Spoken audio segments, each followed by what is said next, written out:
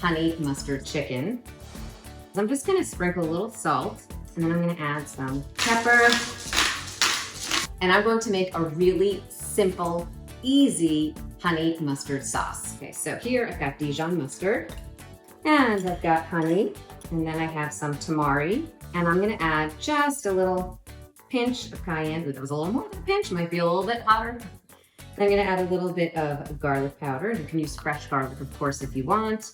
And I'm gonna add a little bit of onion powder. Of course, you can use fresh onions if you want. You can also use shallots, tastes really good in there. I'm gonna mix this up together.